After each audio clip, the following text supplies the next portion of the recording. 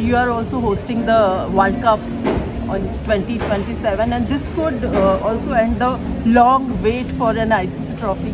Well, hopefully we got our hands on one before the World Cup, because that's only 27. We got Champs Trophy and World Test Championship final coming up. But if South Africa could win a World Cup on their home soil, I mean, that would be an amazing time. I think over the next 3 years we want to just keep pushing to see that we can improve our stadiums, even get them better, our pitches, our cricket ecosystem. By the time 27 comes around, we want to be the favourites in the World Cup. So since you've spoken about the WTC, there have been talks that South Africa has got a relatively smooth journey to the finals. I don't think there's any smooth journey in cricket. You got to do what you got to do. Right in the beginning, everyone knew who they were playing and who they weren't playing. South Africa's gone and won 7 Test matches in a row to qualify.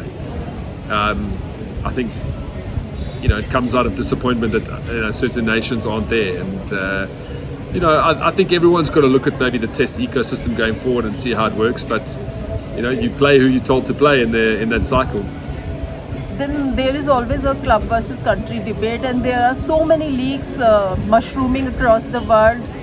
So what are your views on preserving the traditional format? Look, I want to see Test cricket stay strong. I think if we can keep it strong for at least 6 or 7 nations around the world, that it's very competitive, I think Test cricket will stay strong. I mean, I've said often that T20 cricket's going to grow. We see it in the Olympics now. We see it moving into America. We see lots of new regions. I mean, what amazed me is the fans from Nepal. I mean, I never realized how many cricket fans there were in Nepal. I mean, so I think franchise cricket will probably end up with maybe 3 to 4 really outstanding leagues, and then maybe a tier 2 system. But into the future, I think it's more about all the member bodies coming together and working together to keep each other strong. And last time when we spoke, Graeme, you spoke about the revenue model.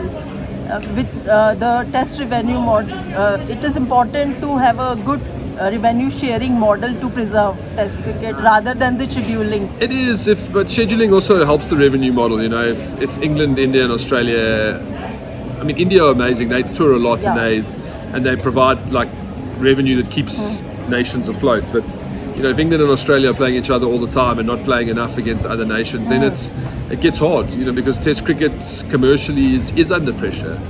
If you look at how the money's flowing and the expenses, it puts Test cricket under pressure. So I think it's about working together and creating a model that can keep the game sustainable.